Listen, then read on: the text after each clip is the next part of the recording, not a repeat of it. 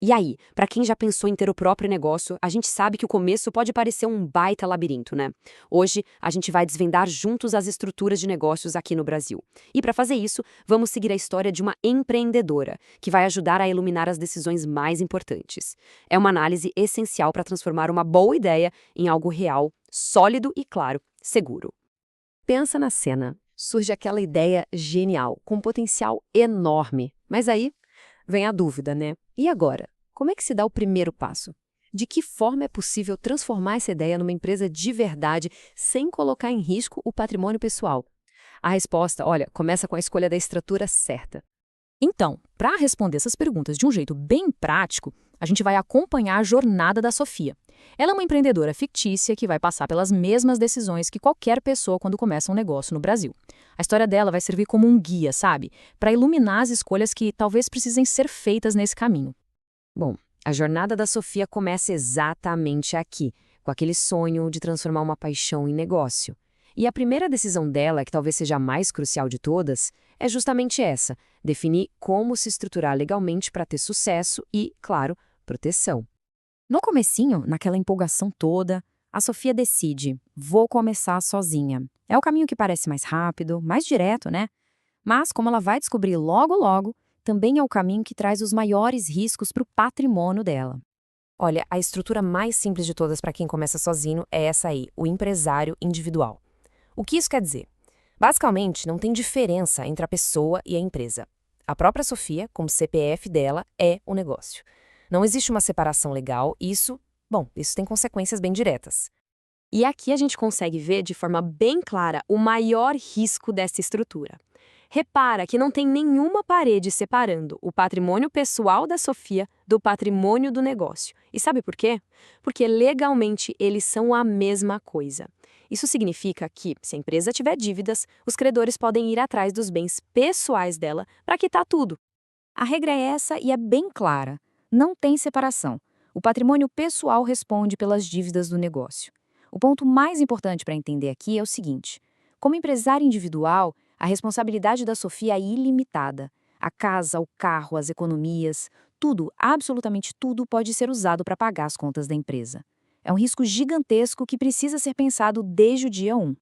Ok, o tempo passa, o negócio da Sofia está indo bem, crescendo, e ela percebe que não dá mais para fazer tudo sozinha. Ela precisa de ajuda.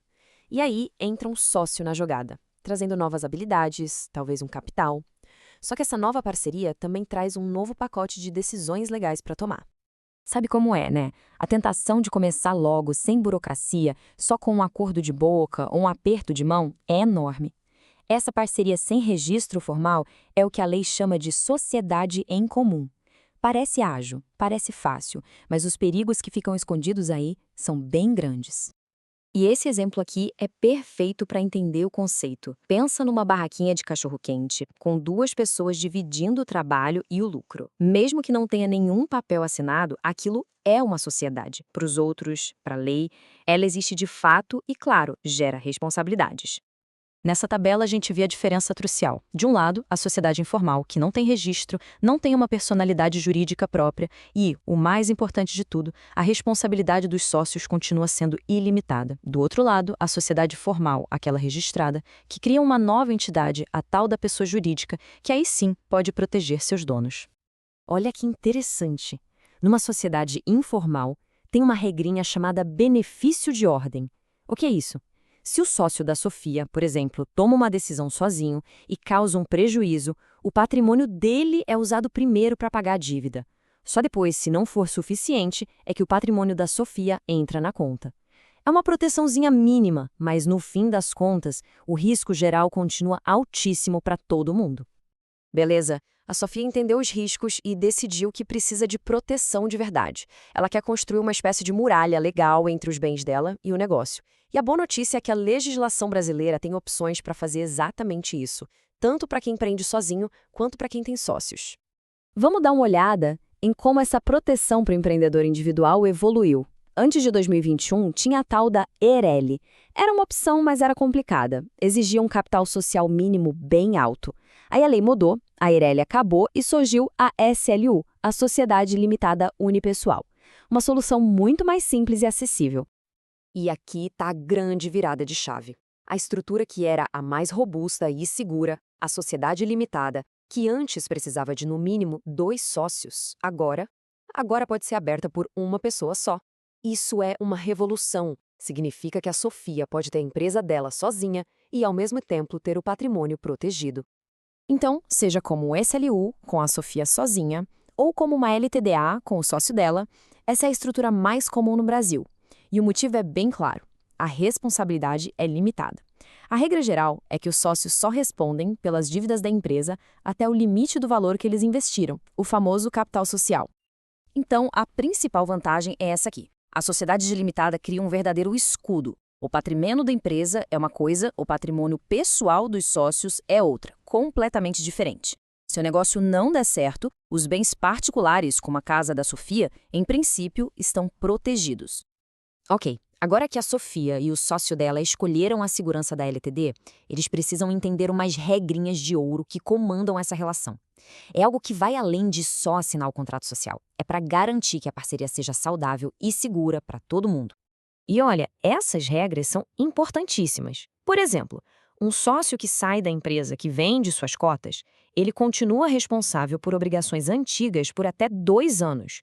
Do mesmo jeito, quem entra na sociedade herda a responsabilidade por dívidas que já existiam antes. E tem um ponto super crítico. Enquanto o capital social não for 100% pago por todo mundo, aquele escudo de proteção não funciona direito. E a responsabilidade de todos os sócios é solidária pela parte que falta. Atenção a isso. Essa frase aqui resume um ponto que não dá para esquecer. É um baita lembrete. Entrar numa sociedade não é só comprar uma parte dos lucros que vem pela frente. É também assumir uma fatia do passado, com todos os riscos e obrigações que vêm junto. Por isso, analisar tudo com muito cuidado antes de assinar é indispensável. E assim, a jornada da Sofia nos leva a essa reflexão final. A escolha da estrutura é sempre colocar as coisas na balança. Começar como um empresário individual dá mais agilidade, mas o risco pessoal é altíssimo. Já construir uma sociedade limitada oferece um escudo, mas exige mais formalidade. Para decidir, vale a pena se perguntar: qual o nível de tolerância ao risco? A ideia é buscar investimentos no futuro? A atividade do negócio envolve riscos que já justificam uma proteção maior desde o comecinho?